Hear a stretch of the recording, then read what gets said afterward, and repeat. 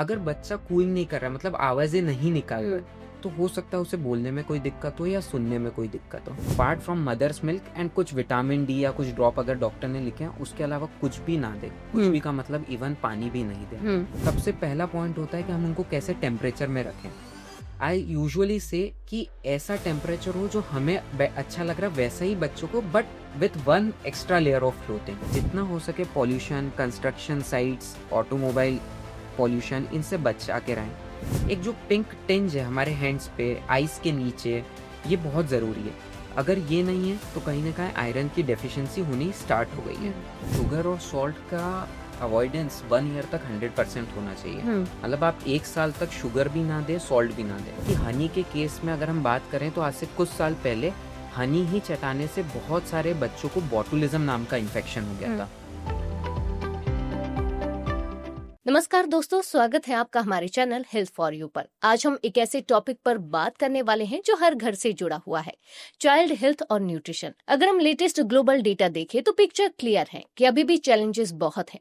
2025 के फिगर्स के हिसाब से दुनिया का इन्फेंट मोर्टेलिटी रेट यानी कि IMR लगभग 27 डेथ्स पर 1000 लाइव बर्थ्स है।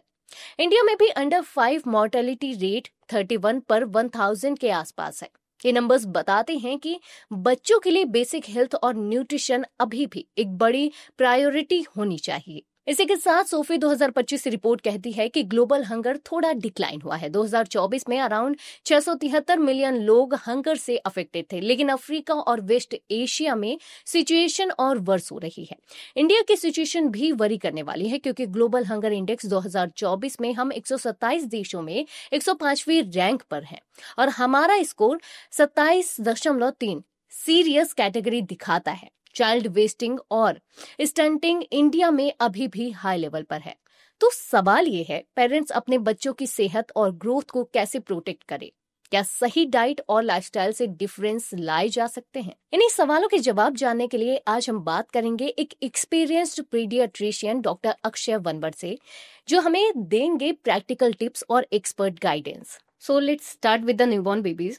सबसे पहले ये होता था कि न्यूबॉर्न बेबीज जैसे पैदा होते थे तो उन्हें हनी या शक्कर पानी या फिर मिश्री देते थे, लेकिन अब वो चीजें ज्यादा अवॉइड की जाती हैं। इसके बारे में क्या कहना चाहेंगे आप? न्यूबॉर्न जैसे ही पैदा होता है, सबसे पहली चीज कि उसको सिर्फ एक चीज चाहिए, वो है मदर मिल्क। अगर हम मदर मिल्क के अलावा कुछ भी दे रहे हैं, be it gripe water, be it honey, be it शक्कर का पानी, कुछ भी दे रहे हैं, वो चीजें बच्चे के इंटेस्टाइन्स, बच्चे के डाइजेस्टिव सिस्टम के लिए बनी नहीं है और वो बच्चे को बहुत ज्यादा हार्म करा सकती है। जैसे कि हनी के केस में अगर हम बात करें तो आज से कुछ साल पहले हनी ही चटाने से बहुत सारे बच्चों को बॉटुलिज्म नाम का इन्फेक्शन हो गया था। अब ये चीजें हम तब जानते हैं जब साइंटिफिक रिसर्च हुआ और बच्चों के केसेस आने लगे। ऐसे हमें पता ही नहीं चलेगा कि सालों से चली आ रही प्रोसेस सही है या गलत। राइट। बट कुछ भी देना अपार्ट फ्रॉम मदर्स मिल्क या फिर डॉक्टर ने कुछ मेडिसिन लिखी है तो उसके अलावा कुछ भी दे रहे हैं वो बच्चे के लिए डेफिनेटली हार्मफुल है। तो apart from mother's milk and कुछ विटामिन डी या कुछ ड्रॉप अगर डॉक्टर ने लिखे हैं, उसके अलावा कुछ भी ना दे। कुछ भी का मतलब इवन पानी भी नहीं दे। अच्छा। सो anything apart from milk and I should say mother milk is dangerous for the baby newborn. Okay. पहले क्या होता था कि बच्चों की डाइट में स्टार्टिंग से ही सॉल्ट इंक्लूड कर देते थे, लेकिन अब अवॉइड किया जाता है। तो क्या जरूरी है कि शुरू से ही सॉल्ट और शुगर को अवॉइड करना चाहिए? राइट। तो शुगर और सॉल्ट का अवॉइडेंस 1 ईयर तक 100% होना चाहिए। मतलब आप 1 साल तक शुगर भी ना दे, सॉल्ट भी ना दे। दोनों की रीजंस अलग हैं। Sugar first thing artificial sweeteners हैं बेसिकली। अब आप जब देते हैं उनको तो बॉडी में अचानक से एक शुगर का रश हो जाता है। बच्चे उस एनर्जी को बहुत फास्ट यूटिलाइज करते हैं और ये शुगर रश का पीक पहुंचते ही वापस डाउनफॉल शुरू हो जाता है। जैसे डाउनफॉल होता है वो वापस लेथार्जी, हाइपोग्लाइसीमिया में चले जाते हैं। तो ये जो इंस्टेंट एनर्जी सप्लाई फिर एकदम से इंस्टेंटली लो हो गया एनर्जी, ये ब्रेन डेवलपमेंट के लिए बहुत डेंजरस हो सकता है। इससे चल के आगे एक्चुअली बच्चे को मीठा टेस्ट ही जमने लगता है। फिर आपकी कुछ भी चीज जब आपको 6 मंथ पे नई चीजें स्टार्ट करनी है, बीट फ्रूट्स वेजिटेबल, उसे लगेगा ये सब चीजें फीकी है कंपेयर टू जो मीठा शुगर आपने पहले दिया है। सो वो चीजें भी लेना बंद कर देगा। तो आप जो उसको वेराइटी ऑफ फूड्स देना चाह रहे थे उसकी जगह आप सिर्फ एक शुगर बेस्ड चीजें कर देंगे। अपार्ट फ्रॉम दैट शुगर में बहुत सारा इंस्टेंट कार्ब्स होता है जो यूज भी हो जाता है, एंड ओवरऑल फिर फैट अक्यूमुलेशन स्टार्ट हो जाता है बॉडी में, जिससे बच्चा मोटा तो होता जाता है बट एडिक्वेट मिनरल्स विटामिन वो नहीं मिल पाते हैं जो बच्चे के लिए हार्मफुल हो सकते हैं। रही बात सॉल्ट की, तो सॉल्ट का एक इशू ये है कि सॉल्ट में एक हाइपरटेंशन कॉजिंग थिंग होती है। तो जैसे ही हम इनिशियली फर्स्ट ईयर में अगर सॉल्ट इंट्रोडक्शन कर देते हैं, सो आगे later in life be it adulthood, वहां पे हाइपरटेंशन के इफेक्ट मतलब हाई बीपी के चांसेस बढ़ जाते हैं। हाँ। हाई बीपी ऑलरेडी राइज पे है, अगर हम उसको सॉल्ट इनिशियली से स्टार्ट कर देंगे तो हाई बीपी के चांसेस उसमें बढ़ जाएंगे, and that will again lead to some of the metabolic syndromes, obesity, hypertension, BP issues and all.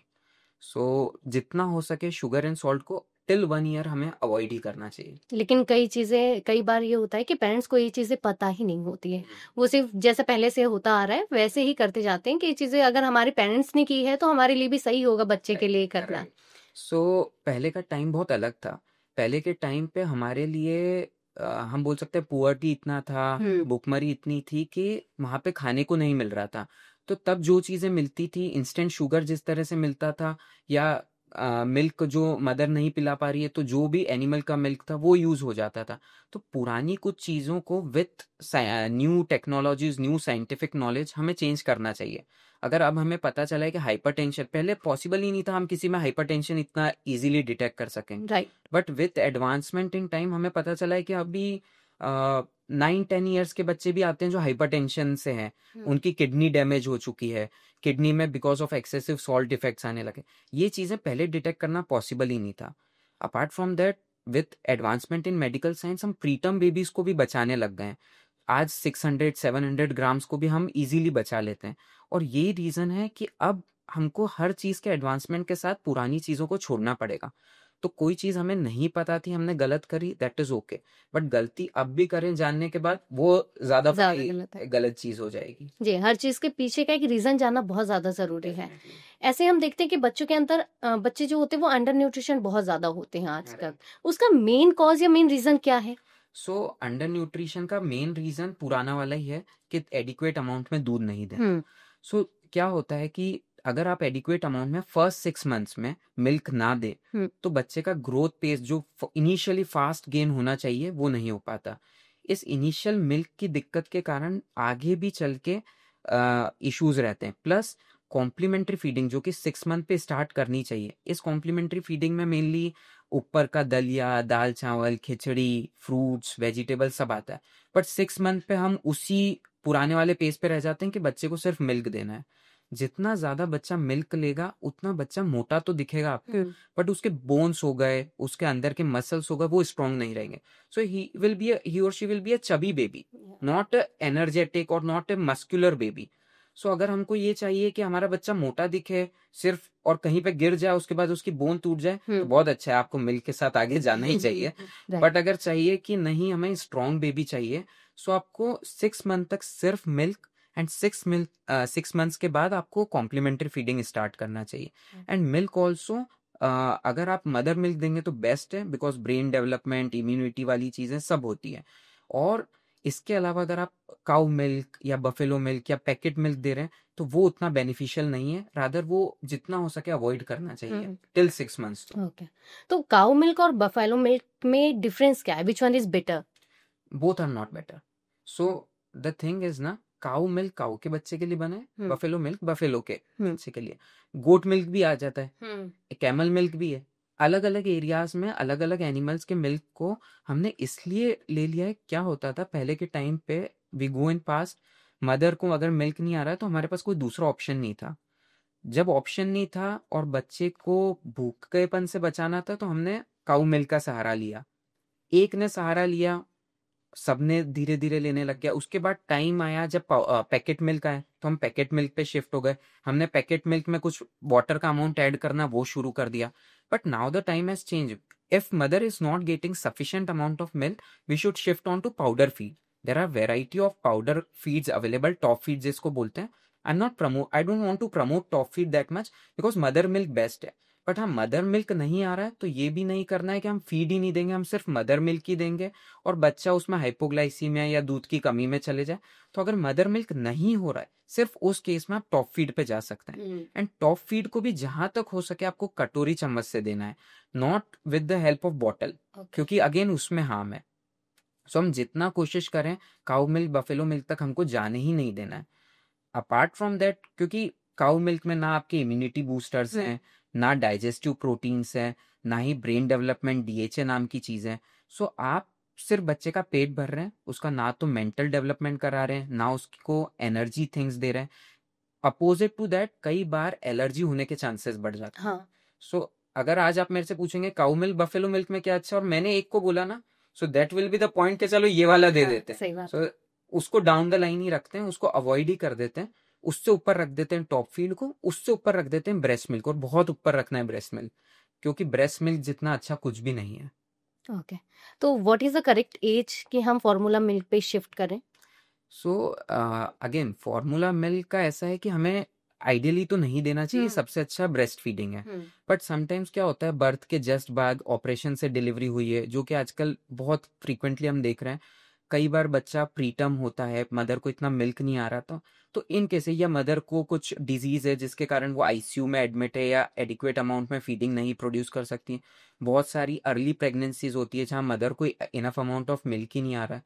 ऐसे केसेस में हम टॉप फीड का हेल्प ले सकते हैं, and top feed is just for your help. As soon as you feel कि अब मैं मदर को एडिक्वेट अमाउंट में ब्रेस्ट मिल्क का प्रोडक्शन हो रहा है, you should switch on to the mother's milk, and top feed को उतनी जल्दी हटाना चाहिए। सेकेंड थिंग, अगर बाई चांस आप मदर को मिल्क ही नहीं आ रहा है, या फॉर सम रीजन मदर नहीं है या आईसीयूज में है या बीमार है और आप नहीं दे पा रहे हैं, तो ऐसे केसेस में आप टॉप फीड की क्वांटिटी जरूर पता करें डॉक्टर से, बिकॉज डे ऑफ लाइफ के साथ ये चेंज हो जाती है।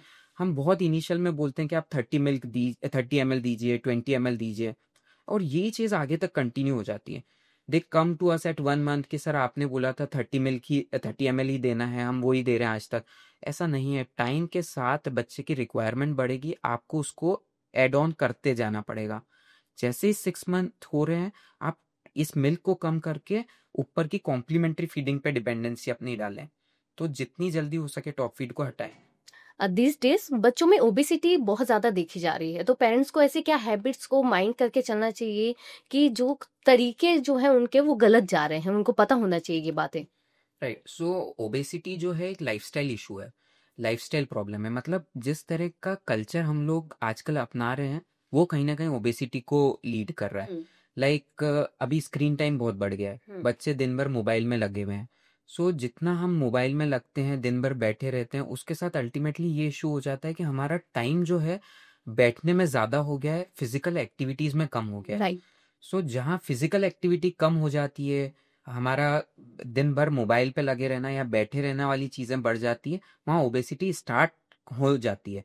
इसके बाद जो हम खाना खाते हैं उसमें भी चेंजेस आ गए। पहले की डाइट कहीं ना कहीं हेल्दी डाइट हुआ करती थी, आजकल जंक फूड एड ऑन हो गया है। इस जंक फूड में कहीं ना कहीं हम बात करें तो जितने भी मॉडर्न पिज्जा, पास्तास, और ये इतनी ज्यादा लाइफस्टाइल में आ चुके हैं कि कई बार तो ट्वाइस अ वीक हो जाते हैं। सो ये सब चीजें मैदे के प्रोडक्ट्स हो गई, ये कहीं ना कहीं डाइजेस्टिव सिस्टम के लिए अच्छे नहीं है। थर्ड थिंग, जैसा मैंने बोला लाइफस्टाइल इशू है। लाइक हम लोग रात को खाना खा रहे हैं, सुबह का ब्रेकफास्ट स्किप कर रहे हैं, लंच ओके ओके सा चल रहा है, डिनर सबसे हैवी हो रहा है, and that too late night. So आप एक हैवी डिनर को करते हैं, उसके बाद आप तुरंत सो जाते हैं, बॉडी को उस एनर्जी को यूज नहीं कर पाती, सिर्फ स्टोर कर देती है। Next day after 8 hours break body को एनर्जी चाहिए होती है to start the next day, but तब हमारा ब्रेकफास्ट स्किप हो जाता है, हम हरी में रहते हैं, हम भाग जाते हैं। राइट। यही चीज हमारे बच्चों के साथ होती है कि हम लोग काम में लग गए हैं, बच्चा क्या ले जा रहा है, तो ब्रेड जैम ले जा रहा है।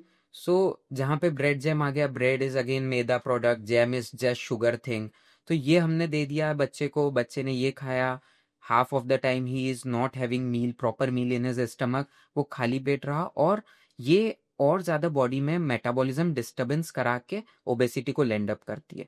इसके अलावा ये चीज हो गई है कि ओबेसिटी जो है वो बाकी डिजीज से भी एसोसिएटेड है। जैसा हमने बात करा कि हाइपरटेंशन हो गया या शुगर की बीमारी हो गई, ये सब भी ओबेसिटी में लैंड अप करते हैं। तो obesity with the modern era बहुत कॉमन इश्यूज हो गए। इसको बचाने का भी बहुत इजी चीजें हैं, जो जो चीजें गलत हुई उन्हीं को एक्चुअली सही कर। Right. Usually in obesity we say a rule of 5-2-1-0। So the rule is कि आप 5 फ्रूट्स या वेजिटेबल डेली इनटेक करें। जैसे ही आपने 5 fruits and vegetable intake daily बनाया, तो आपको इतना अश्योरेंस मिल जाएगा कि मुझे आज 5 फ्रूट और वेजिटेबल खाना है, तो कहीं ना कहीं मेरे बाकी प्रोडक्ट्स कम हो ही जाएंगे। Second is 2, so less than 2 hours का हमको स्क्रीन टाइम रखना है। स्क्रीन टाइम का मतलब है मोबाइल, टीवी, लैपटॉप, टैब, कोई सी भी ऐसी चीज जो हमें आंखों से स्क्रीन लगा के स्क्रीन पर देख रहे हैं, उनके जो आवर्स हैं वो हमको लेस देन 2 आवर्स रखने हैं। Okay. 1 hour of physical activity is must in a daily basis. इतना ज्यादा हो गया है कि हम वो टाइम मोबाइल को दे रहे हैं, टीवी को दे रहे हैं, हम फिजिकल एक्टिविटी पे ध्यान ही नहीं दे रहे हैं। जब कभी हमें प्रॉब्लम आ जाती है तब हम सोचते हैं अब हम फिजिकल एक्टिविटी स्टार्ट करते हैं, but from the beginning of life अगर ये चीजें रहेगी, फ्रॉम चाइल्डहुड ये रहेगा, तो बहुत बेटर रहेगा। एंड 0 स्वीटनर्स, जंक फूड, अगर ये हमारी डाइट में रहेंगे तो it is the 0 rule. They should not be there in the diet. And कुछ चीजें फ्रॉम द न्यूबॉर्न हम बना ले, जैसे मैंने मिल्क का बोला था कि मिल्क अगर हम आफ्टर 6 मंथ भी हम अगर सिर्फ मिल्क दे रहे हैं, तो वो कहीं ना कहीं बच्चे की डाइटरी सिस्टम के लिए अच्छा नहीं है। Right. Fibre rich diet, water rich diet होनी चाहिए। मतलब आप फाइबर्स आपकी डाइट में होने ही चाहिए, एंड आपकी डाइट में वाटर का इंटेक बहुत अच्छा होना चाहिए। वाटर पे कई बार हम 6 मंथ बाद ध्यान नहीं देते, बट 6 मंथ जैसे ही होते हैं आपको पानी पे भी एडिक्वेट अमाउंट में ध्यान देना चाहिए। अगर मैं किसी एक 4-5 साल के बच्चे की बात करूं, तो कम से come around 1 litre of water उसकी बॉडी में जाना चाहिए। और वहीं कहीं एडल्ट्स की बात करें हम लोगों की, तो 2.5 to 3.5 litres of water per day हमारी बॉडी में जाना चाहिए। जैसे कि हमने स्क्रीन टाइम के बारे में बात की, आजकल के बच्चे जो है फोन ज्यादा यूज करते हैं, टैबलेट ज्यादा यूज करते हैं, छोटे बच्चे से लेके बड़े तक अगर देखा जाए, तो ये जो आपने लिमिट तो बता दी, लेकिन बच्चे क्या होते हैं कि सोशलाइज नहीं करते, बाहर जाके खेलना पसंद नहीं करते हैं। तो एक पेरेंट मोटिवेट कैसे करे बच्चों को बाहर जाके खेलने के लिए, सोशलाइज करने के लिए खुद को? Right. So the thing is ना कि फोन रिसेंट में इंट्रोडक्शन हुआ है। हमने फोन पे इतना ज्यादा डिपेंडेंसी बना लिया कि फोन के बिना लाइफस्टाइल चल ही नहीं सकती। करेक्ट। बच्चा फोन को देखे बिना खाना नहीं खा सकता है, फोन को देखे बिना वो रोना उसका बंद नहीं हो सकता है, फोन को देखे बिना हम उसको किसी भी दूसरी काम को करा ही नहीं सकते। कई बार पेरेंट्स को देख देख कर बच्चा इन्फ्लुएंस हो जाता है और वो चलाने लगता है। So coming on to that point only कि हम अगर खुद ही यूज कर रहे हैं फोन को, हम चलते चलते आ रहे हैं, फोन यूज करते करते आ रहे हैं, घर में एंटर हुए उसके बाद हम फोन में लगे हुए हैं, फोन बंद हुआ तो टीवी चालू हो गया, टीवी बंद हुआ तो रात को वापस से फोन चालू हो गया, मैसेजेस चेक कर रहे, यूजलेस मैसेजेस हम चेक कर रहे हैं। राइट। सो कहीं ना कहीं फोन और टेक्नोलॉजी एडवांसमेंट आ गया है। आज आपका मेरा इंटरव्यू भी एक फोन पे ही देख रहा होगा कोई, तो डेफिनेटली ये चीज एडवांसमेंट के लिए, ये चीज नॉलेज के लिए भी है, बट अगर उसे प्रॉपर टाइम के लिए यूज करा जाए, जैसे लेस देन 2 इयर्स के लिए हमें फोन यूज ही नहीं करना चाहिए।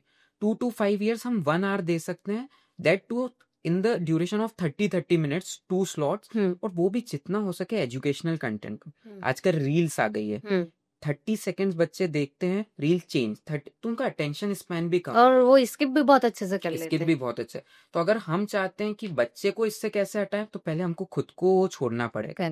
उनके साथ बोर्ड गेम्स खेलो, उनके साथ टाइम स्पेंड करो, उनके साथ क्रिएटिविटी वाली चीजें करो, कोई आर्ट हो गया। ऐसा नहीं है कि पहले फोन नहीं था तो बच्चे बड़े नहीं हो रहे थे, हम कुछ ना कुछ, समर में हमारी क्लासेस लग जाती थी। अब एजुकेशन सिस्टम भी ऐसा हो गया है कि बोर्ड को हटा के एक स्क्रीन लगा दी, वो स्क्रीन पे ही आपको पढ़ना है। सो ये जो एडवांसमेंट होता है, it comes at A cost, और वो कॉस्ट हम, ये जो फर्स्ट जनरेशन है इन लोगों, ये हम एक्सपेरिमेंटल रेट्स हैं हमारे लिए। आज से पहले हमने अपने बचपन में फोन्स यूज नहीं किया, सो वी डोंट नो कि जब 20 इयर्स के ये बच्चे होंगे तब इन पे क्या इफेक्ट आने वाला है। करेक्ट। क्या वो सुसाइडल टेंडेंसी को बढ़ाएगा, क्या वो डिप्रेशन को बढ़ाने वाला है, क्या वो eye problems, obesity, dietary changes, mental disturbances, तो ऐसे कितनी सारे प्रॉब्लम्स आने वाले हैं। और ये फर्स्ट जनरेशन होगी जो हमें आगे चल के 10 years डाउन द लाइन बताएगी कि we have used phone in our childhood, now we are suffering from something, it might land up to cancers also, क्योंकि रेडियो एक्टिव एक्सपोजर्स है। इस पे कई बार कई इंटरव्यूज आ चुके हैं, कई सारी फिल्म्स बन चुकी है, just to show the negative effects of phone. तो फोन को हमें एक डेंजर चीज समझनी चाहिए, उसको जो भी मेजर्स करना पड़े, चाहे उसके लिए आपको बच्चे के साथ टाइम स्पेंड करना पड़े, उसके साथ कुछ खेलना पड़े, उसको बोर्ड गेम्स ला के देना पड़े, उसको फिजिकल एक्टिविटी में इन्वॉल्व करना पड़े, वो जैसे ही होगा फोन कम यूज होने लग जाएगा। और सबसे पहले आपको यूज करना कम करना पड़ेगा। Right there should be no phone. Like कुछ फैमिलीज का रूल होता है, on the dining table they don't use phone, right they sit together, don't use phone, when there is a family time they don't use phone. So जब ये चीजें rules बन जाते हैं हमारे घर में, हम उसको एडिक्वेटली इम्प्लीमेंट कर सकते हैं बच्चों के लिए भी। जैसे कि हमने स्क्रीन टाइम के बारे में बात की, क्या ये चीजें लीड करती हैं एक छोटे बच्चे के मेंटल हेल्थ इशू भी इसी की वजह से क्रिएट होते हैं? और बचपन से ही जैसे हम देखते हैं कि फोन की वजह से या बाय एनी कॉज बच्चे के अंदर एंगर इश्यूज बहुत बचपन से ही बढ़ने लग जाते हैं, टैंट्रम्स थ्रो करने लग जाते हैं, तो ऐसे टाइम पे पेरेंट्स कैसे डील करें? सो डेफिनेटली जैसा आपने बोला, फोन या स्क्रीन टाइम जैसे ही बढ़ता है, एंगर इश्यूज, टेंट्रम्स आने के पूरे चांसेस रहते हैं। बिकॉज जैसा मैंने बोला, now there is a time of 30 seconds reel. आप 30 सेकेंड्स में शो करो, अगर मजा आ रहा है तो आपकी रील चल रही है। अब हर कोई इन्वॉल्व हो गया कि 30 सेकेंड में मुझे उस चीज को इम्प्रूव करना है, तो अटेंशन स्पैन बच गया सिर्फ 30 सेकेंड्स का। जैसे ही 30 सेकेंड में वो चीज इन्वॉल्व नहीं करी, we just take a next reel. तो ये जो अटेंशन स्पैन में कमी आती है, इससे मेंटली ये हो जाता है कि बच्चा 30 सेकेंड्स का ही उसका अटेंशन स्पैन रह गया है। उसके बाद आती है चीज हाइपर एक्टिविटी पे। अगर वो 30 सेकेंड में मजा नहीं आ रहा है, तो बच्चे के अंदर एक एंजाइटी डेवलप हो रही है कि this is not, I am not liking this, there is a hyperactivity in the child, change this, change this. ये जैसे ही आने लगता है, ही बिकम एग्रेसिव। ये हाइपर एक्टिविटी शुरुआत में रोने से रिलेटेड लगती है, धीरे धीरे वो चीजें फेंकने से रिलेटेड होती है, और फिर वो एंगर इश्यूज इस लेवल पे पहुंच जाते हैं कि हम खुद ही कंट्रोल नहीं कर पाते कि बच्चे को अब ये एंगर को कैसे मैनेज करना है। तो स्टार्ट हम खुद ही करते हैं। After at the age of 5 years now you are coming to a doctor के सर अब ये एंगर इशू को आप सॉल्व करें। स्टार्ट तो हमने कर दिया था बहुत पहले, अब आप इसको सॉल्व करके दें। सॉल्यूशन वापस से स्टार्ट वहीं से ही होगा कि आपको स्क्रीन टाइम रिड्यूस करना पड़ेगा, आपको उसके साथ एक्टिविटी में इन्वॉल्व करना पड़ेगा। अगर बच्चा कोई टेंट्रम थ्रो कर भी रहा है, अगर वो किसी चीज की जिद कर भी रहा है, तो आपको उस जिद को पूरा नहीं करना है। एटलीस्ट 100% जिद को पूरा नहीं करना है। हाँ, कहीं पर अगर आपको लग रहा है कि ये रॉन्ग जिद है बच्चे की, ये रॉन्ग चीज है, आप उसको समझाओ एंड उस चीज को पूरी तरह से कभी नहीं माने। एक बार आपने मानना शुरू कर दिया, वो डेफिनेटली आपसे डिमांड करेगा कि this is the correct way. चीजों को घर में तोड़ना है, ज्यादा देर रोना है, उसके बाद तो अपनी रिक्वायरमेंट्स मीट होनी ही होनी है। सो वो चीजें कभी पूरी ना करें। कई बच्चे ब्रेथ होल्डिंग स्पेल तक करते हैं, मतलब बच्चे सांस रोक लेते हैं। This is also a type of tantrum. होता क्या है, बच्चे को हमने कोई खिलौना छीना, वो एकदम से अपने ब्रेथ को होल्ड करेगा, हम डर जाएंगे, हमको लगेगा कि नहीं ये इस चीज के लिए रो रहा था, अभी ये डिमांड पूरी करो। बच्चे को नेक्स्ट टाइम लगेगा अच्छा this is the right way. So हमको लगता है बच्चे बहुत बुद्धू हैं, ऐसा नहीं है, दे आर वेरी इंटेलिजेंट। हमने उनको अगर वो चीज डिमांड पूरी करी, वो उनके लिए रूल बन गया, वो भी ट्रिक समझ जाते, वो ट्रिक समझ जाते हैं, और नेक्स्ट टाइम ब्रेथ होल्ड करके आपको भी डराएंगे, आप डरेंगे तो उसकी डिमांड पूरी कर देंगे। So whenever there is episode of breath holding spell और टेंट्रम, उसको समझो, उसको जितना शांत कर सकते हो उस एपिसोड को पहले खत्म करें, और उसके बाद नॉर्मल बिहेव करें जैसा कुछ हुआ ही नहीं है। इस चीज से उसकी डिमांड नहीं मीट होने वाली है, उसको समझ आने लगा तो ये चीज बंद कर देगा। हम पैकेज्ड फूड की बात कर रहे थे, जैसा आपने बताया कि ये बच्चों के लिए सही नहीं है, एक पैकेज्ड फूड और रेडी टू ईट आइटम्स जो होते हैं, तो क्या इनको पूरे तरीके से अवॉइड करना चाहिए? तो जितने भी पैकेट फूड आइटम्स हैं, हम जब भी देते हैं बच्चे उसे बड़े इच्छा से खाते हैं, चाव से खाते हैं। अगर ये चीज उतनी अच्छी लग रही है खाने में, मतलब कुछ ना कुछ ऐड करा गया है जिसने उसकी पैलेटेबिलिटी बढ़ा दी है। अगर पैलेटेबिलिटी बढ़ाने के लिए फर्स्ट थिंग कुछ ऐड करा है, तो वो सही तो नहीं है। सेकेंड थिंग, अब जब भी पैलेटेबिलिटी बढ़ती है तो it comes at A cost. वो कहीं ना कहीं obesity causing, diabetes causing, hypertension causing things है, या मे बी आर्टिफिशियल स्वीटनर्स हो। तो ये अच्छे तो नहीं हेल्थ के लिए। बट द थिंग इज ना कि अगर हम 100% अवॉइडेंस पे आ जाएंगे, आइडियली आई ऑल्सो वांट कि वो 100% अवॉइड हो जाए, बट बच्चा किसी की पार्टी में जाएगा, उसके क्लासमेट की, उसके फ्रेंड की, या किसी दिन किसी और को खाते हुए देखेगा, तो उसे लगेगा ये समथिंग न्यू चीज है जो मेरे पेरेंट्स मुझे नहीं दे रहे। सो फर्स्ट थिंग, आप उनको समझाओ कि ये चीज अच्छी नहीं है, दीज आर हाँ not in a good taste, be it chocolate, be it toffees, be it junk food, उन्हें वो आदत डालो कि हम भी नहीं खाते हैं, this is something we usually don't eat. और ऐसा होता है, अगर आपने कभी नहीं खाई उनके सामने वो चीज, तो वो भी नहीं खाएंगे उस चीज को, क्योंकि उन्हें पता ही नहीं है वो चीज। करेक्ट। सामने से हाँ कभी हमने इंट्रोड्यूस कर दी और फिर हम एक्सपेक्ट करें कि अब बच्चे नहीं खाएंगे, बस एक बार देंगे और फिर नहीं खाएंगे, तो थोड़ा सा हार्ड है। बट कभी कभी there should be cheat days, जब बच्चा थोड़ा समझने लग जाए, जब थोड़ा समझने लग जाए, just to make a rapport. हम खुद ऐसा नहीं करते कि हम 100% चीजें ना खाएं, सब कोई अक्षय कुमार तो नहीं बन सकते, बट थोड़ा बहुत चीटिंग अलाउड होता है, just to be in a healthy relationship with our kids. तो उसके लिए थोड़ा बहुत चीट डेज ओके है, बट एडिक्वेट अमाउंट में, एडिक्वेट डेज पे, मतलब थोड़ी quantity, not in a limit कि वो आउट ऑफ द लिमिट हो जाए, और एक फिक्स डेज पे, B it on A monthly basis, so that बच्चे को लगे कि हाँ मंथ में एक बार कोई एक नई चीज हमें आती है, साल भर की 12 न्यू आइटम्स हम फास्ट फूड की कैटेगरी के खाते हैं, बट दैट्स इट, बहुत सफिशिएंट है। हम रिवॉर्ड काइंड ऑफ भी उनको बता सकते हैं कि अगर उनको कुछ एक्टिविटीज दी, अगर उन्होंने की वो चीजें, तो फिर हम एक दो चीजें अगर उनको ऑफर करें या बट देन ऑल्सो रिवॉर्ड दे रहे हैं, इसका मतलब वो ज्यादा अच्छा है। तो मैं चाहता हूँ कि वो रिवॉर्ड से ज्यादा वो ये रहे कि रिवॉर्ड में तो और कुछ अच्छी चीज है। हाँ, तो उसको धीरे धीरे हम करके उनके माइंड के साथ हम भी ट्रिक कर सकते ट्रिक हैं। कर सकते हैं डेफिनेटली। अगर आपने बच्चों के साथ, माइंड के साथ ट्रिक करना स्टार्ट कर दिया, उनको ये डाल दिया, तो इतनी हेल्दी बेबीज को आप बड़ा कर रहे होंगे कि आपको जरूरत ही नहीं रहेगी उन पे पीछे देखने की कि क्या फॉलो हो रहा है। Right. So what's the ideal diet for the child, specially 1 से 5 साल के बच्चों के लिए? 1 से 5 साल, जैसे आपने बोला, 1 साल के बच्चे की डाइट ऑलमोस्ट वो डाइट होती है जो हम लोग खा रहे होते हैं। मतलब जो हम खा रहे हैं वो सब कुछ बच्चा खा सकता है। तो फर्स्ट थिंग तो हम अच्छा खाएं। अब एक बैलेंस डाइट होती है जिसमें एडिक्वेट अमाउंट में vegetables, fruits, carbs, fats, minerals, vitamins, protein, सबका शेयर हो। हमारे पूरे डे में कहीं ना कहीं 5 to 6 सर्विंग्स हो कि हम फ्रूट्स एंड वेजिटेबल्स की दें, सैलेड रेगुलरली इंक्लूडेड हो। फ्रूट्स और वेजिटेबल में बहुत सारे एंटीऑक्सीडेंट्स होते हैं जो स्किन के ग्लो को, आईज की लाइट्स को, अंदर के लिप्स को हाइड्रेटेड रखने में, माउथ ओरल कैविटी को हाइड्रेटेड रखने में, पूरे स्किन के लश्यर मेंटेन करने के लिए बहुत ज्यादा जरूरी है। आजकल हम लोग बहुत ज्यादा एडवांसमेंट के साथ देख रहे हैं कि ये इंजेक्शंस लगा रहे हैं to get as a beauty injections और as a anti glowing agents.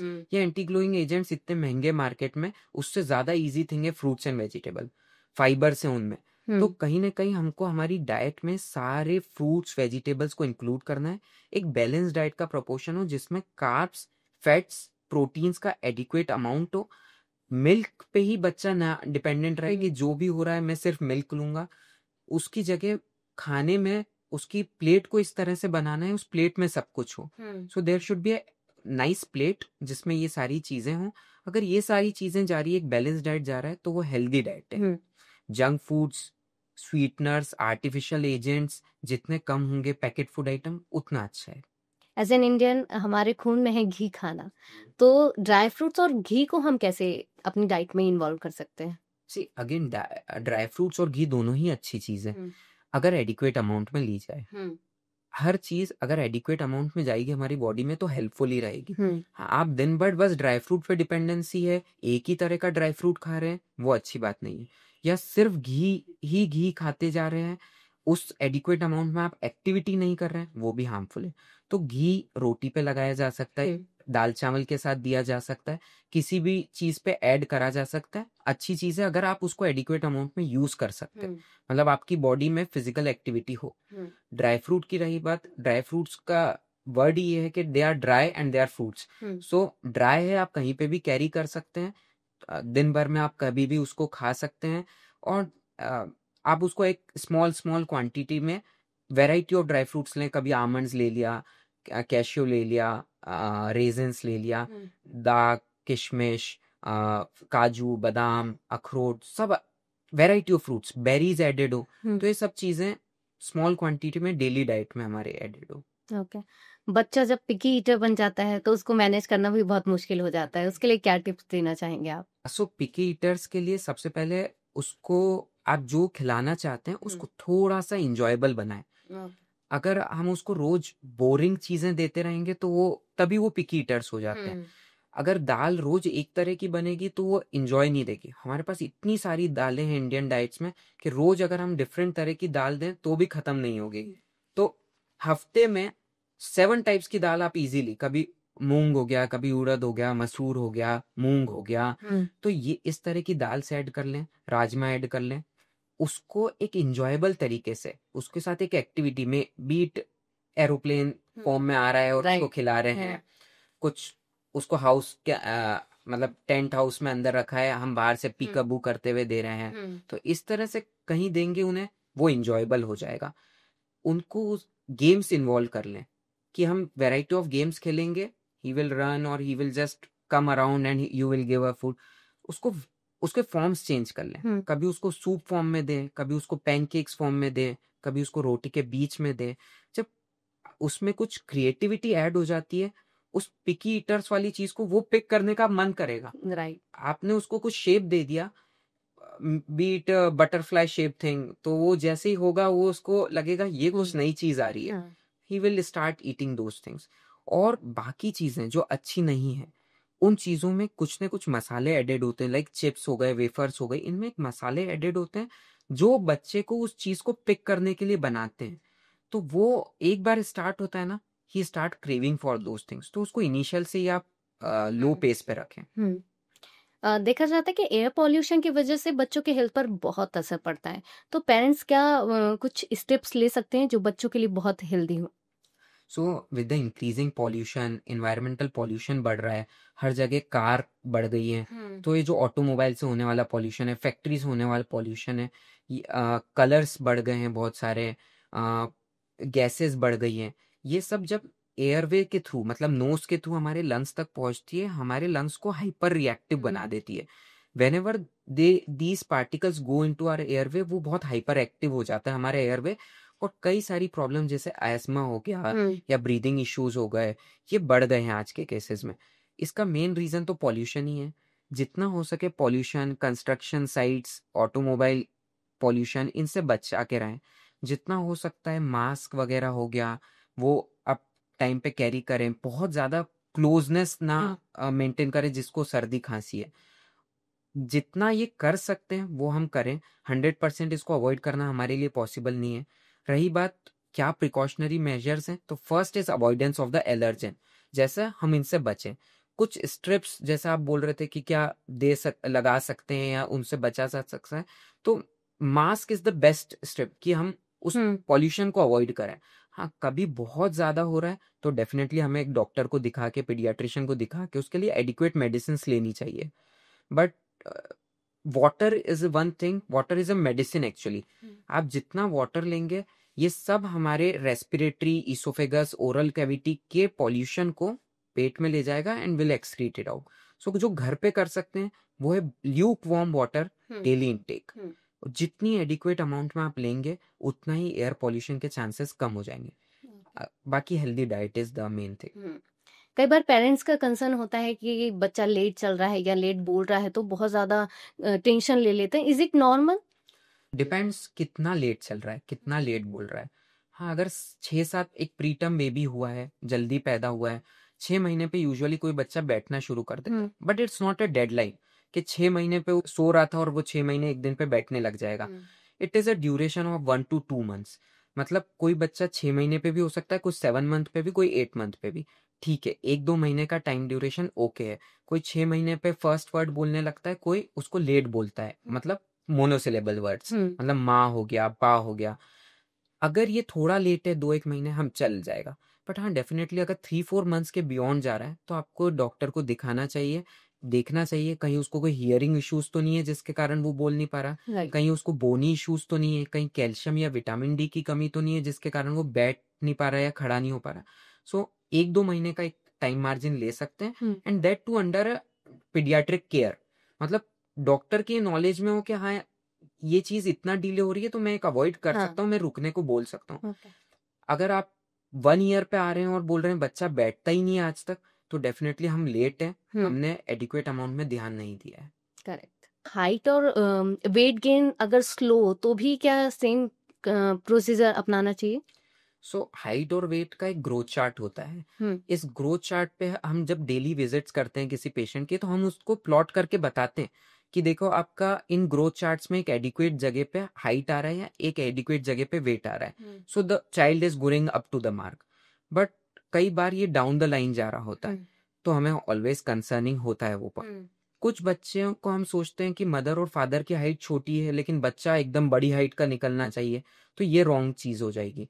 अगर पेरेंट्स की हाइट छोटी है तो बच्चे की हाइट डेफिनेटली छोटी हो सकती है, होगी भी, क्योंकि जीन्स पे बेस्ड है। बट कुछ चीजें हम गलत कर देते हैं। जैसे मैंने बोला कि मिल्क बेस्ड अगर बच्चा डाइट ले रहा है तो उसके बोन्स उतने स्ट्रांग नहीं होंगे, तो वो चबी बेबी हो जाएगा।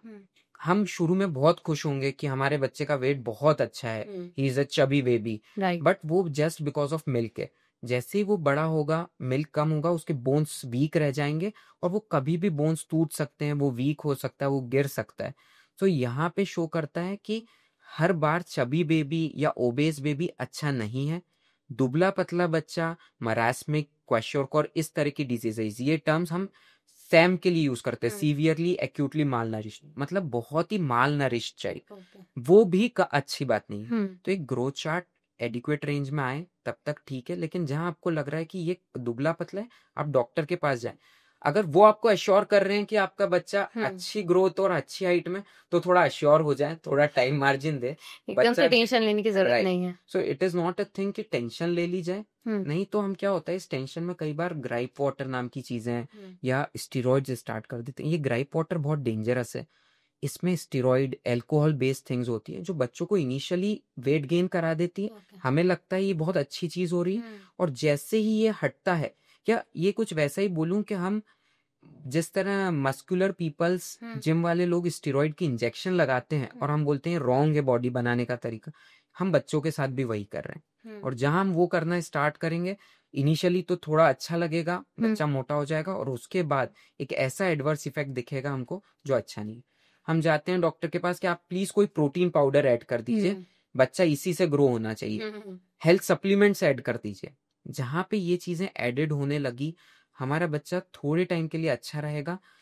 जितने प्रोटीन पाउडर है, as of my knowledge, they are for more than 2 years of age, but we don't understand. हम 1 साल के बच्चे को भी प्रोटीन पाउडर दे रहे हैं, हम 1 साल के बच्चे को भी दूध के साथ पाउडर ऐड करके दे रहे हैं। मार्केट में वेराइटी ऑफ नेम से वो इंट्रोड्यूस हो रहे हैं, और फिर जैसे ही हम उसको देते हैं, या तो उसमें शुगर होता है या ऐसे कुछ पार्टिकल होते हैं जो हमारी किडनी को डैमेज कर सकते हैं। वी हैव सीन केसेस जहां पे प्रॉपर अमाउंट में वाटर इनटेक नहीं रहा, बच्चे को प्रोटीन लेते रहे, किडनी डैमेज हो गई, और अल्टीमेटली हमें उसको किडनी के लिए एडमिट करके ऑपरेट करना पड़ा। सो जहां हम एक बेसिक चीज के लिए गए थे कि हमारा बच्चा वेट नहीं बढ़ पा रहा है, आज हम उसको ऑपरेट कर रहे हैं जस्ट फॉर किडनी एलिमेंट्स, तो वो सही तो नहीं है। राइट। वैक्सीनेशन को लेकर भी पेरेंट्स को बहुत मिथ होते हैं पेरेंट्स के अंदर। आप क्या उनको टिप्स देना चाहेंगे या एक क्लियर मैसेज देना चाहेंगे जो शायद वो गलत सोचते हो अभी तक उसको लेकर? राइट। सो वैक्सीनेशन को लेके बहुत सारे मिथ है, अलग अलग लेवल पे मिथ है। फर्स्ट मिथ है कि वैक्सीनेशन तो कराना ही नहीं चाहिए। तो सबसे पहले, ये बहुत रिसर्च के बाद बनाई जाती है वैक्सीन। ऐसा नहीं है कि मैंने कल बनाई और आज मार्केट में इंट्रोड्यूस हो गया। ये बहुत सारे इन्वेस्टमेंट, बहुत सारे रिसर्च के बाद आई गई, और बहुत सारे वैक्सीन डेडली डिजीजेस के लिए। यू विल नॉट बिलीव, एक टाइम पे हमारे पास टीबी, ट्यूबरकुलोसिस नाम की बीमारी के कारण बहुत डेथ होते थे। अगर हम अपने पेरेंट्स से पूछेंगे तो स्मॉल पॉक्स नाम की एक डिजीज थी जिसमें बहुत सारे बच्चे, स्मॉल पॉक्स, बहुत सारे पेरेंट्स, और प्रॉपर हैवॉक टाइप का क्रिएट हो गया था जहां बहुत लोगों की डेथ हुई थी। स्मॉल पॉक्स का एक प्रॉपर वैक्सीनेशन हुआ, उस डिजीज को आज हम एलिमिनेट कर चुके हैं, मतलब वो बीमारी होती ही नहीं है। तो ये हमारा वैक्सीनेशन की देन है। बीसीजी का वैक्सीनेशन बर्थ पे हम लगा देते हैं सो दैट टीबी नाम की बीमारी से बच सके। पोलियो का वैक्सीनेशन हम देते हैं। आज हमको कौन दिखता है पोलियो के केसेस वाला? कोई बहुत पुराना आदमी होगा तो ठीक है, नहीं तो रेयर, मतलब इंडिया तो इरेडिकेट कर चुका है। आसपास की 2-3 कंट्रीज में है, मैं नेम नहीं लूंगा, बट है, तो उनसे जरूर बचना है हमको, बट हम उन बीमारी को हटा चुके हैं। That is because of vaccination. अब आते हैं, हमको कभी कभी लगता है कि वैक्सीनेशन गवर्नमेंट में हो रही है, वो तो ठीक है, प्राइवेट वाली नहीं लेने, वो कुछ तो दिक्कत है। सी, गवर्नमेंट कुछ डेडली डिजीजेस के लिए अफोर्ड कर सकता है वैक्सीनेशन कॉस्ट। ये वैक्सीनेशन बहुत ज्यादा कॉस्टली एफर्ट्स हैं। तो जहाँ पे गवर्नमेंट को लगता है कि डेडली डिजीज है, इसे 100% हटाना है, उनने उसे गवर्नमेंट शेड्यूल में इंट्रोड्यूस कर दिया। But there are some diseases जैसे कि टाइफॉइड हो गया, जैसे कि हेपेटाइटिस ए, पीलिया हो गया, चिकन पॉक्स हो गया।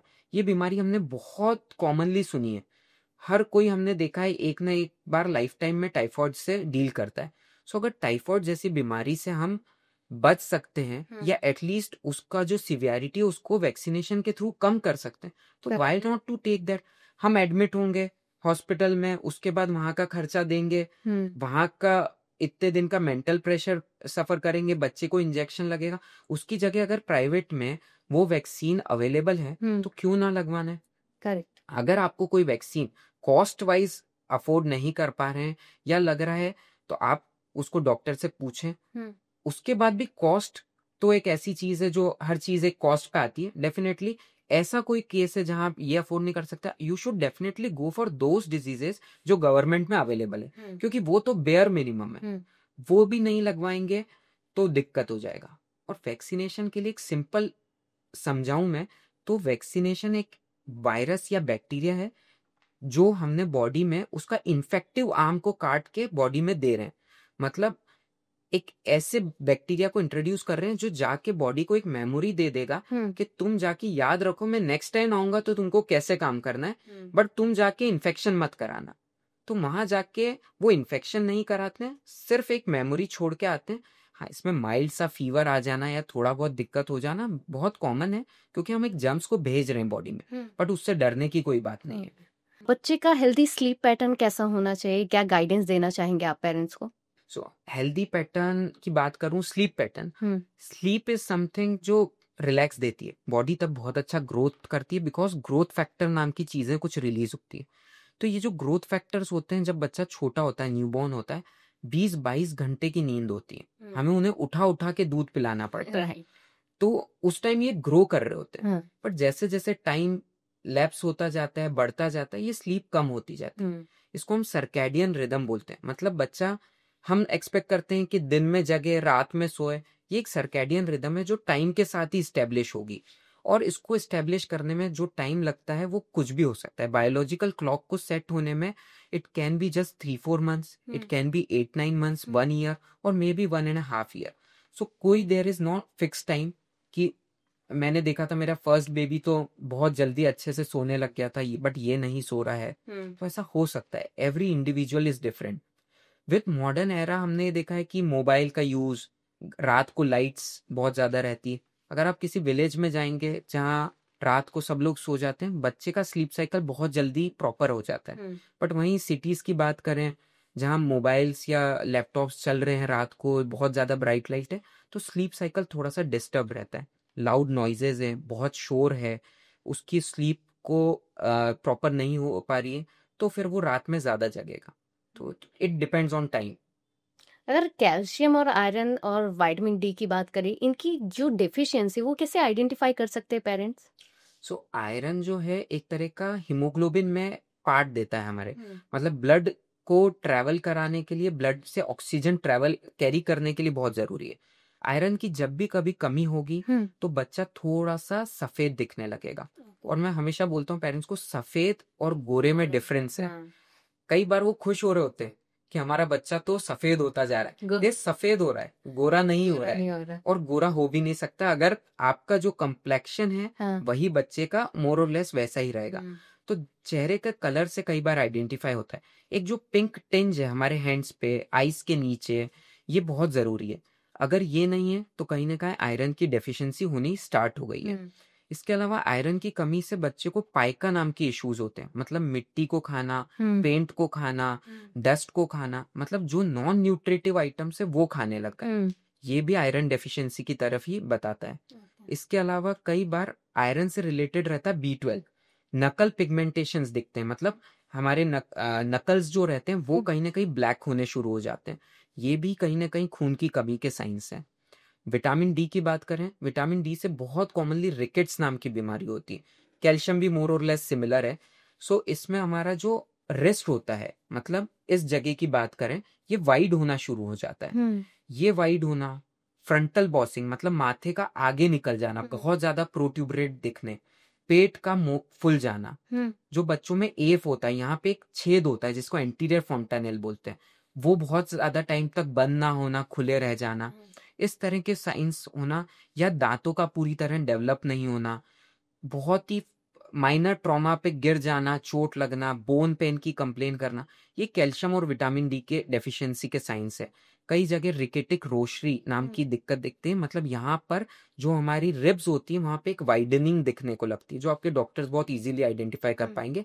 बट जो बाकी साइंस है वो आप घर पे भी देख के सोच सकते हैं कि विटामिन डी और कैल्शियम की कमी होनी स्टार्ट हो गई है। तो जब इस तरह के साइंस दिखे, डेफिनेटली आपको डॉक्टर्स के पास विजिट करना चाहिए। देखा जाए कि हमारे इंडियन ट्रेडिशन में भी बहुत पहले से चली आ रही कि बच्चे की मालिश कराई जाती थी, तो क्या ये सही है बच्चे के लिए? मालिश जब तक बच्चा एंजॉय करे, हैप्पीली उसको देख एंजॉय कर रहा है, अच्छा है।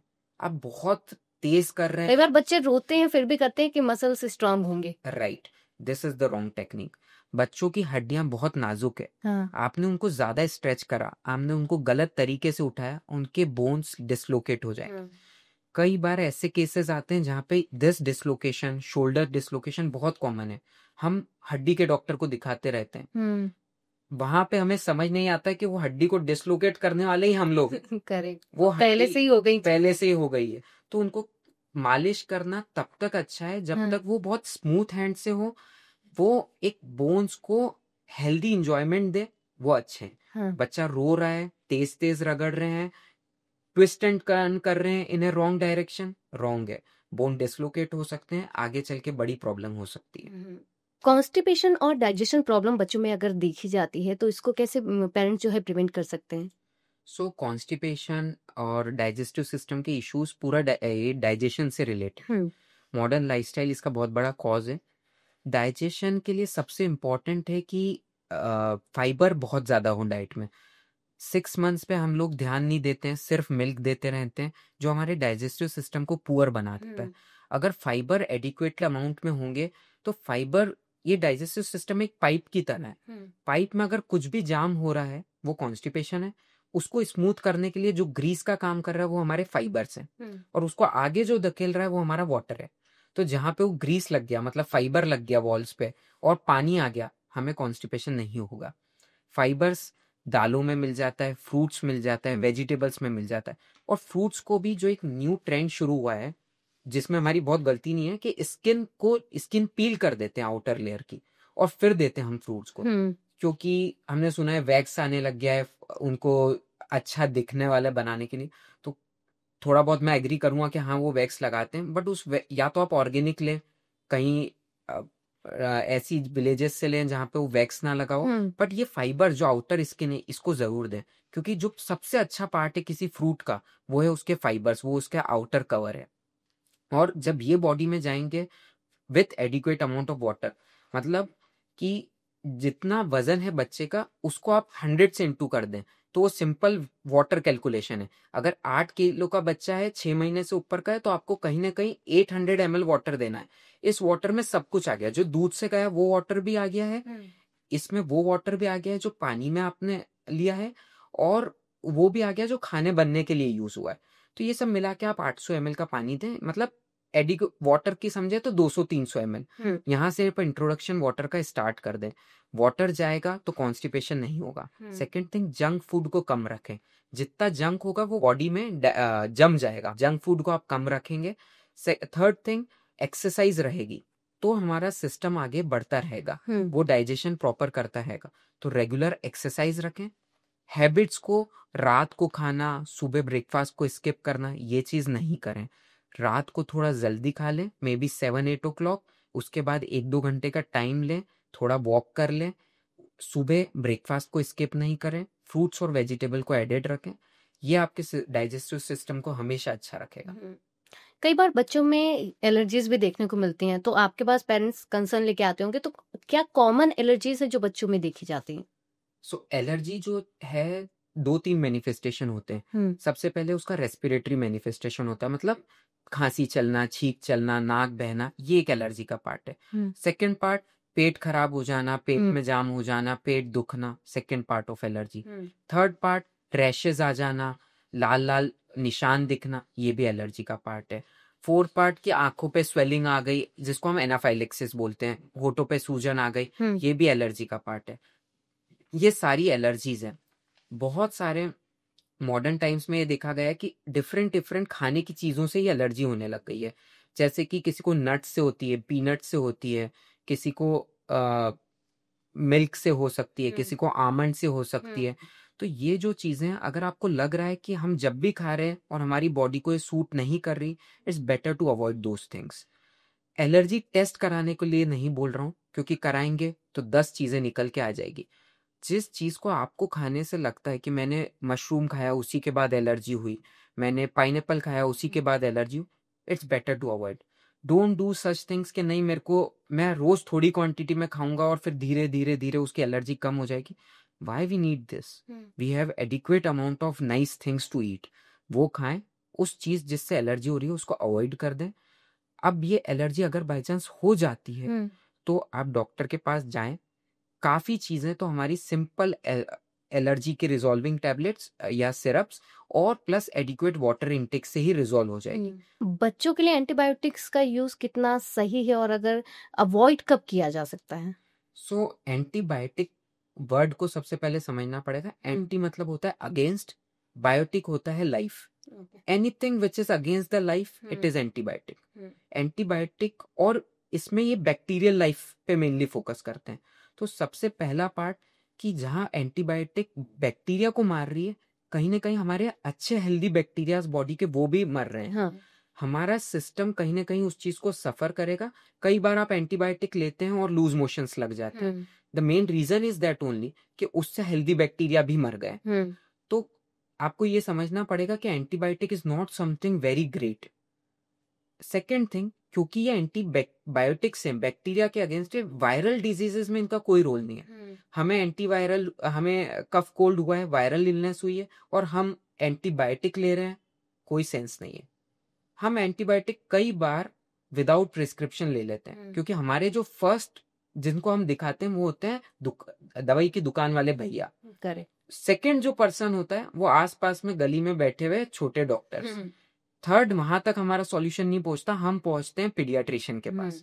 तो जब तक हम पीडियाट्रिशियन के पास आते हैं तब तक हम हमारे बच्चे की हेल्थ ऑलरेडी डैमेज कर चुके होते हैं। हम उसको 2 एंटीबायोटिक तो दे ही देते हो, और उससे भी पहले कई बार तो हम खुद ही हमारे बच्चों के डॉक्टर होते हैं कि पहली दवाई तो लास्ट टाइम जो एडवाइस करी थी वही हम देते।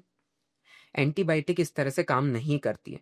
आप जितनी एंटीबायोटिक देंगे उतना आपके बॉडी का दिक्कत बढ़ता जाएगा, बॉडी में अच्छे बैक्टीरिया मरते जाएंगे और ज्यादा दवाइयों की नीड हमें लगती जाएगी। जितनी ज्यादा हम दवाई देंगे हमारी बॉडी को हार्म होगा। तो एंटीबायोटिक जब तक नीडेड ना हो अवॉइड ही करें। मिनिमम कफ कोल्ड के लिए एंटीबायोटिक्स देनी ही नहीं है। सेकेंड थिंग, अगर बाय चांस हमने एंटीबायोटिक स्टार्ट करी डॉक्टर की एडवाइस से, उसको राइट डोज में राइट ड्यूरेशन के लिए राइट टाइम पे दें। डॉक्टर ने 5 ml एडवाइस करी थी, सर्दी खांसी 2 दिन में ठीक हो रही है तो अभी 2 ml कर दिए। डॉक्टर ने 2 बार बोला था, क्योंकि ज्यादा ठीक लग रहा था हमने हाफ डोज कर दिया है। डॉक्टर ने बोला था 5 दिन का डोज, हम उसको 3 दिन का खुद ही कर दिया। अगर आपने ऐसा कुछ करा है तो फर्स्ट थिंग इससे होगी एंटीबायोटिक रेजिस्टेंस। इसका मतलब है जैसे घर में हम हेट या बैगॉन स्प्रे करते थे कॉकरोच मारने के लिए, और उसके बाद बोलते हैं कि अब ये वाला हेट काम नहीं कर रहा, अब दूसरा लाना पड़ेगा, स्ट्रॉन्गर वर्जन पे जाना पड़ेगा। वो है रेजिस्टेंस। मतलब अब क्योंकि हम कंटिन्यूसली उस पे वो यूज कर रहे हैं दवाई, वो काम करना बंद कर दिए और उसके कारण अब हो गया एंटीबायोटिक रेजिस्टेंस या उस दवाई का रेजिस्टेंस। आपको हायर दवाई पे शिफ्ट होना पड़ेगा। हमारे पास बहुत ज्यादा दवाइयां नहीं है। अगर हम इसी तरह से मिसयूज करते जाएंगे तो ये दवाइयां एक टाइम पे आके बंद हो जाएगी हमारे लिए। हमें आईवी दवाइयां मतलब सुई की दवाइयों पे शिफ्ट करना पड़ेगा। तो जो हम इनिशियली सोचते हैं ना कि ये दवाई दे दो जल्दी ठीक होगा, हम हमारे ही बच्चों को और सब जगह के बच्चों का नुकसान कर रहे हैं। और ये इतना प्रॉब्लम बढ़ जाएगा कि ये एंड ऑफ द चैप्टर हो जाएगा। हर बच्चा बीमार पड़ेगा, उसको आईवी लगाना पड़ेगा हमें आगे चल के। तो नॉर्मल कफ कोल्ड के लिए, थोड़े सर्दी खांसी के लिए एंटीबायोटिक दवाइयां अवॉइड करें। पेरेंट्स के रिगार्डिंग अगर हम बात करें तो पेरेंट्स को बच्चों के किस एज माइलस्टोन में सबसे ज्यादा ध्यान देने की जरूरत है? So every milestone is important. या हर माइलस्टोन हमें कुछ शो करता है कि बच्चे ने कुछ नया स्टार्ट करा है। Starting from the very birth time, 2 महीने पे बच्चा एक माँ से नजरें मिलाना स्टार्ट कर देता है, कूइंग स्टार्ट कर देता है। अगर बच्चा कूइंग नहीं कर रहा, मतलब आवाजें नहीं निकाल रहा है, तो हो सकता है उसे बोलने में कोई दिक्कत हो या सुनने में कोई दिक्कत हो। अगर बच्चा नजरें नहीं मिला रहा है, आंख नहीं मिला रहा है माँ से, तो कहीं ना कहीं उसको विजन इश्यूज हो सकते हैं। इसी तरह थोड़ा बड़ा होता है, बच्चा अपने मुट्ठी को खोलने लगता है, हाथ से कुछ शो करने लगता है, हाथों में चीजों को पकड़ने लगता है। कई बार 6 मंथ पे वो एक वर्ड्स बोलना स्टार्ट कर देता है, बेट माँ पा ऐसे। जब 10-11 महीने का होता है 2 वर्ड्स हो जाते हैं। 1 साल का होता है मोनोसिलेबल हो जाता है। 1 साल पे खड़े भी होने स्टार्ट हो जाता है। तो हर एज ग्रुप के लिए एक डिफरेंट माइलस्टोन होता है। अगर हमें इसे कहीं पे भी लग रहा है, एक डेवलपमेंटल चार्ट होता है, ग्रोथ के माइलस्टोन्स होते हैं, जिसमें 4 माइलस्टोन मेन रहते हैं: gross motor, fine motor, language, social, and new fifth milestone which is hearing and vision. तो ये अगर 5 माइलस्टोन में हमें कहीं पे भी एबनॉर्मलिटी लग रही है, विथ रिस्पेक्ट टू टाइम हम डॉक्टर्स को विजिट करें। और ये विजिट हम अपार्ट फ्रॉम जब बीमार पड़ता है तब करें, बिकॉज बीमारी में मेन डॉक्टर का फोकस होता है उस बीमारी को ठीक करने में, करेक्ट। बाकी चीजें छुप जाती है। अगर आपको लग रहा है कि आपका बच्चा बैठा नहीं रहा है अभी तक और एज बहुत ज्यादा हो गया है, बीट 1 ईयर, तो आप जरूर डेफिनेटली विदाउट इश्यूज डॉक्टर के पास विजिट करें, उनसे एडवाइस लें कि ये क्या सही है या गलत है। अकॉर्डिंग टू यू पेरेंट्स को टीथ केयर हो गई या डेंटल हाइजीन हो गई, कब से फोकस करना चाहिए बच्चों के ऊपर? सो डेंटल चीज की बात करें तो ऐसा है, दांत जब फर्स्ट आते हैं वो 6 महीने पे भी आ सकते हैं, वो 1.5 साल पे भी आ सकते हैं। तो इट्स अ स्लो प्रोसेस। उसके पहले हमारा गम थोड़ा स्ट्रांग होने लगता है। ये इस समय पे बच्चा बहुत बार उंगली मुंह के अंदर डाल रहा होता है, जिससे डस्ट और डर्ट भी जाती है।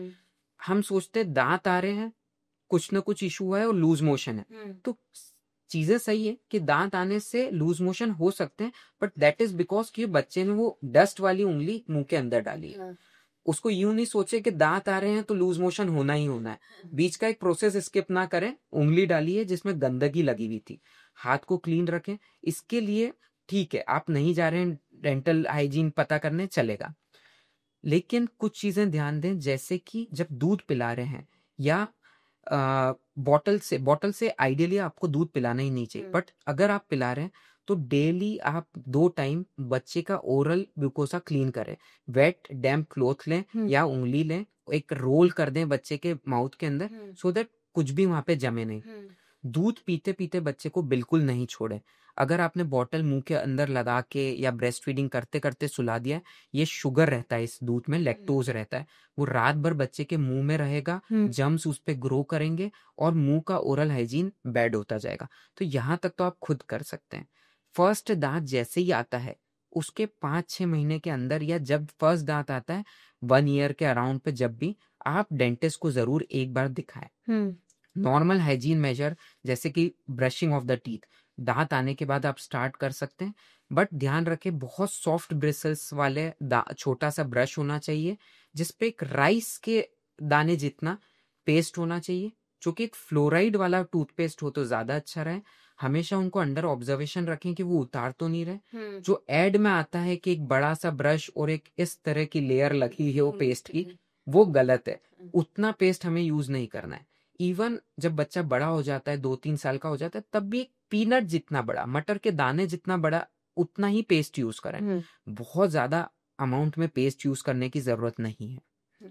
तो ये डेंटल हाइजीन पे आप ध्यान रखें। बाकी जरूर around the age of 1 year एक बार डेंटिस्ट को जरूर दिखाएं। ओके। जैसे कि विंटर का सीजन आने वाला है, तो ऐसे कौन से कॉमन पेरेंट्स के कंसर्न्स होते हैं जो पेरेंट्स लेकर आते हैं कि बच्चों में कॉमन हेल्थ इश्यूज देखे जा रहे हैं? राइट। सो विंटर के साथ साथ लाते हैं हेल्थ में चेंजेस जो होते हैं, वो बेसिकली वेदर चेंज के कारण होते हैं। जैसे ही वेदर चेंज होगा, थोड़ा बच्चों का बीमार पड़ना बहुत कॉमन है, क्योंकि मौसम में वेरिएशन आ चुका है, ठंड लग रही है बच्चों को। तो सबसे पहला पॉइंट होता है कि हम उनको कैसे टेम्परेचर में रखें।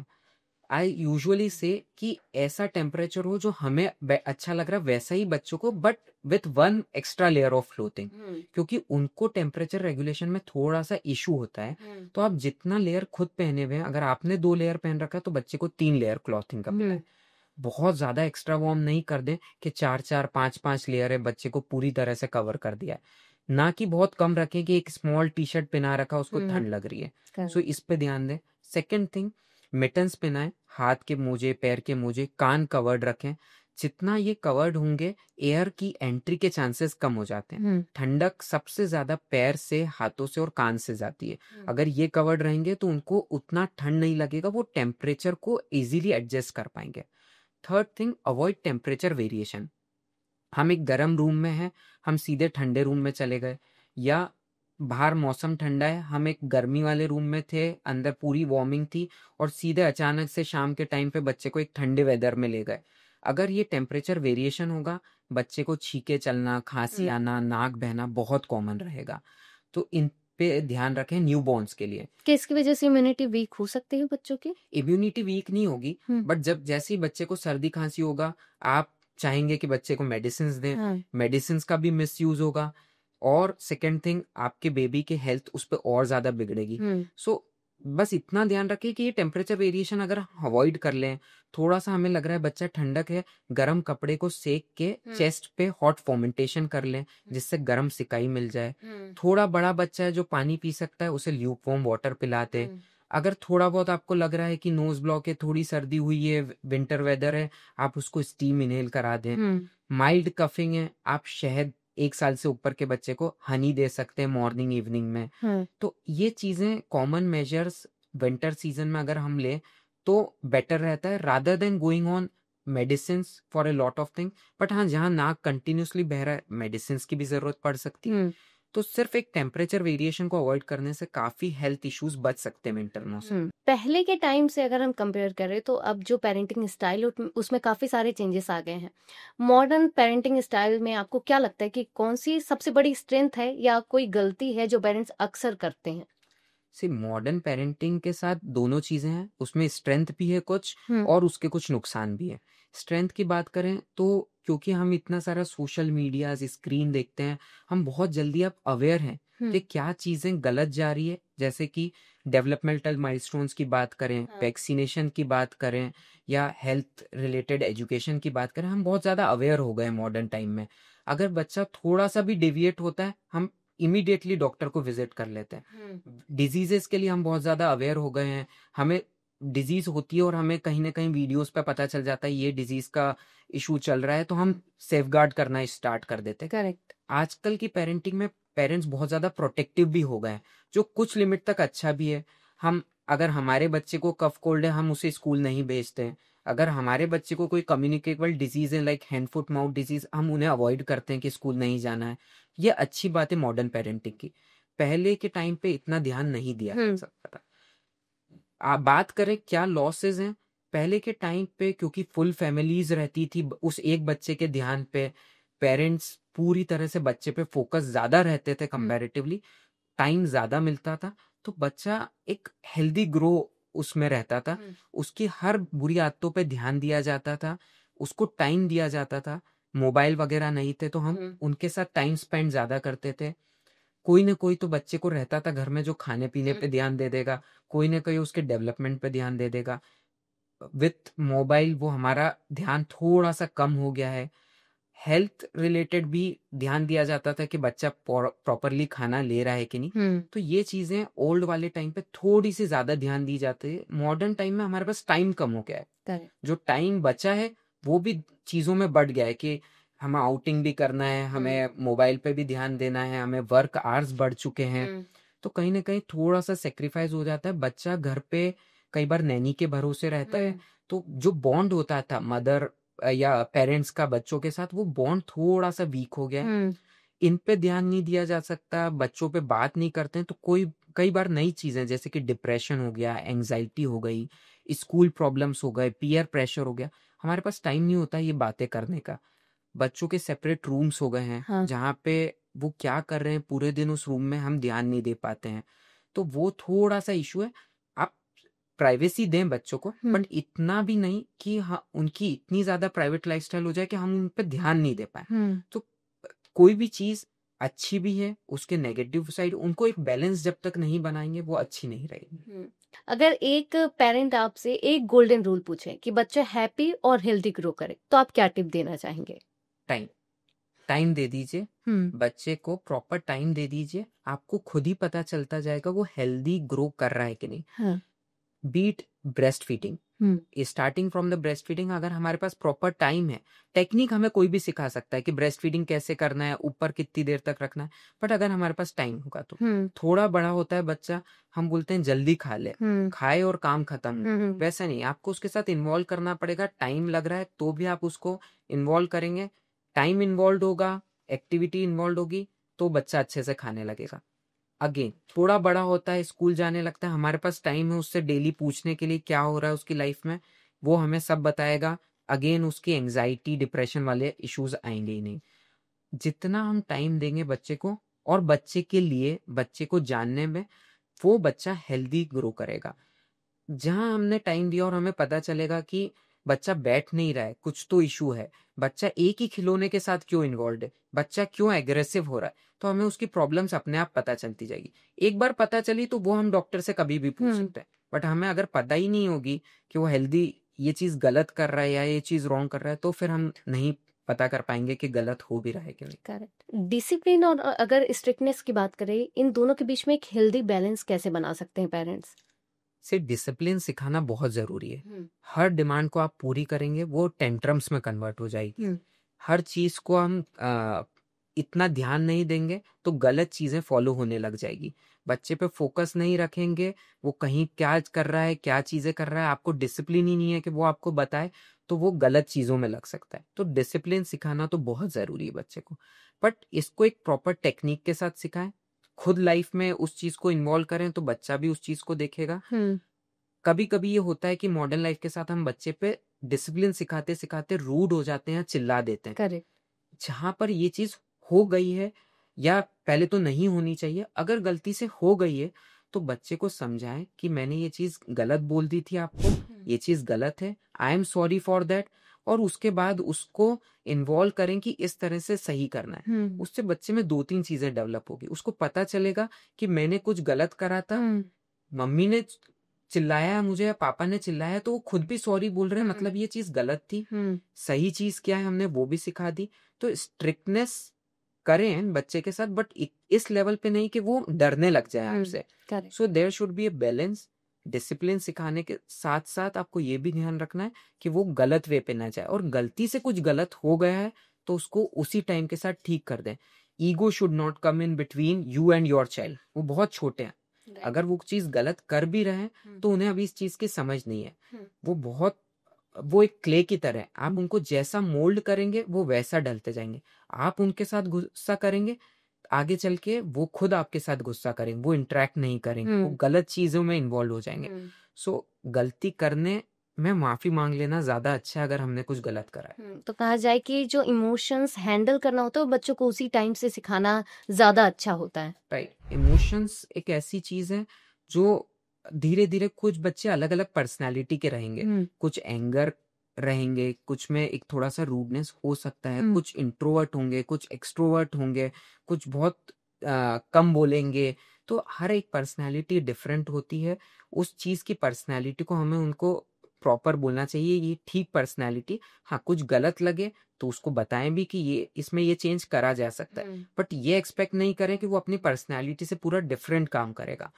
वो देखने के बाद, वो जज करने के बाद उस तरह से उस चीज को डील करें कि क्या उसमें सही किया जा सकता है, क्या हमें एक्सेप्ट करना पड़ेगा कि he is of that nature.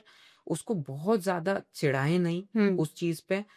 बच्चों में कंपेयर ना करें। अगर 2 बच्चे हैं कि वो बच्चा ज्यादा अच्छा है, ये बच्चा कम अच्छा है, क्लास वाले ज्यादा अच्छे हैं, पड़ोस वाला बच्चा ज्यादा अच्छा है, कंपैरिजन करा गड़बड़ हो जाएगी। Correct. Thank you so much doctor. Thank you. दोस्तों, आज का एपिसोड यहाँ खत्म होता है। डॉक्टर अक्षय वनवट ने हमें बताया कि healthy diet, proper sleep, outdoor play और टाइमली वैक्सीनेशंस बच्चों के हेल्थ के लिए कितने इंपॉर्टेंट है।